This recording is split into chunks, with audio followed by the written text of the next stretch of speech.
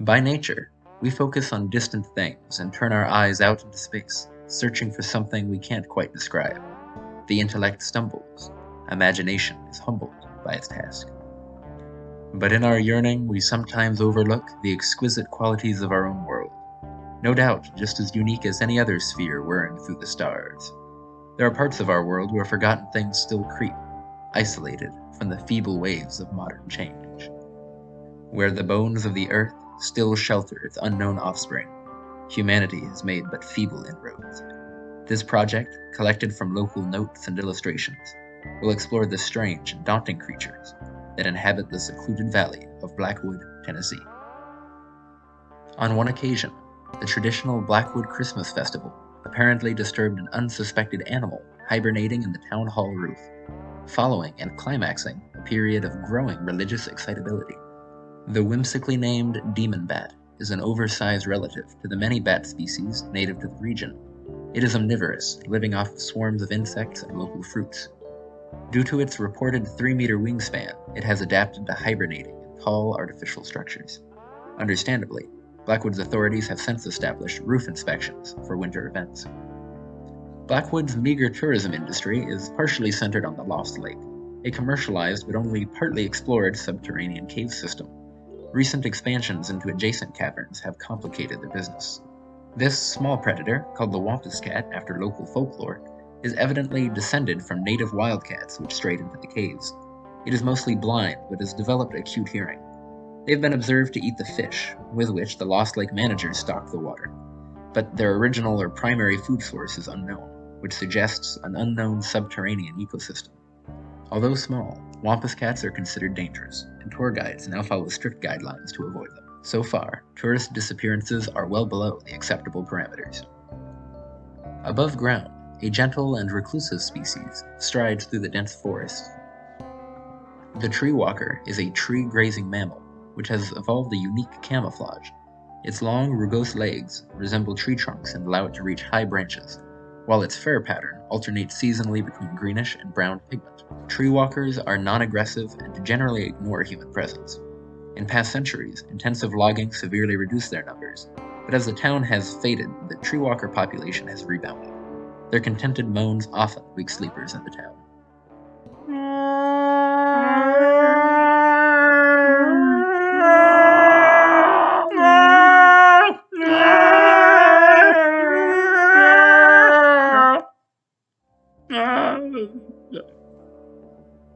While the tree walker has adopted vegetal traits, one plant species has emerged as something of the opposite.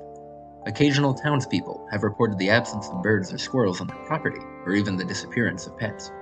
The tendril plant is a rarity, and begins life as one of a large scattering of seeds. It begins its life cycle as a tender, asparagus-like shoot. The few which reach maturity accomplish the remarkable transition to mobility. A mature tendril plant varies in length. Nutrients from the soil are supplemented and eventually supplanted entirely by prey, usually small animals. The plant reproduces via pollination, and then casts its seeds in fertile ground. The tender, root-bound young are then jealously protected by their parent. Locals have therefore learned to mow their yards very carefully.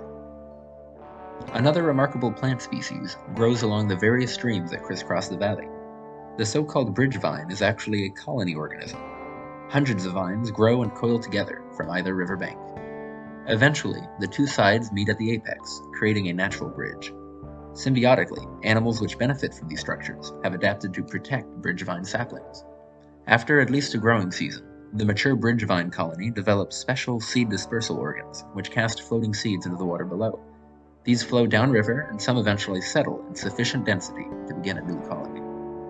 The most dramatic plant in Blackwood has an unexpected relationship with an exotic source. Blackwood folklore makes much of a famous meteorite which impacted on private property in the late 1930s. Ever since, the crater site has proven almost freakishly fertile, resulting in unusually rapid and healthy plant growth in the immediate vicinity. The regional Tennessee Bioresearch Authority has investigated but has not published any details on soil composition. In one notorious act, local children who built a clubhouse at the site planted the invasive kudzu vine for decoration. The results were apparently too successful. Contemporary reports only mentioned spreading wildfires and a temporary evacuation. People in Blackwood don't like to talk about the kudzu incident. Many of the more dangerous residents of the valley inhabit the deeper recesses of the forest, emerging into the human domain only out of desperation. The morning screamer has rarely been seen, but its piercing calls have long haunted local imagination. Farmers sometimes attribute livestock disappearances to the screamer, but most consider it expedient to simply replace lost animals. Screamer season is taken for granted. Even further away from settlement, in the wilderness area at the north end of the valley, a few overgrown plaques commemorate the minor Civil War battle of Blackwood Creek, where opposed divisions fought a confused fray in dense woods. While the battlefield is registered and marketed as a tourist site, few people venture there. Local legend diverges from the official history, suggesting the two sides may have been hunting rather than fighting. Early indigenous stories refer to the long arm, a massive hunter restricted to the tree branches, snatching up animals below. While the long arm is presumed to be extinct, evidence suggests it was either a large tree-bound rodent or even an isolated carnivorous relative of the sloth. Few researchers have investigated the area in detail.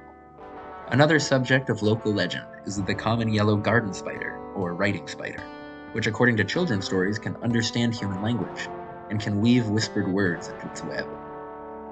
The phenomenon is documented, although presumably a clever hoax. If this behavior is genuine, it is still unclear if the spiders are simply repeating patterns they see written, or are somehow sufficiently intelligent to comprehend spoken and written language and then communicate on their own. Similarly sentient behavior has been attributed to other insects, such as the red wasp or Jethro butterfly. One of the most extreme creatures in Blackwood is hardly recognizable as life. The rain-drenched valleys are abundant with bodies of water, which have become the habitats for a unique type of living thing. Through imperfectly understood chemistry, a hydrogen-based, self-replicating system has evolved. In essence, a strain of creatures composed of various liquid solutions survive in certain waterways. These life forms are rarely visibly distinguishable from the water they inhabit, except as occasional rearing or lumbering forms or even relocating rivers. Little is known about their metabolism, reproduction, since specimens are understandably elusive. All that is known is that they are apparently very vulnerable to chemical interruption. They have never been observed in heavily polluted waterways.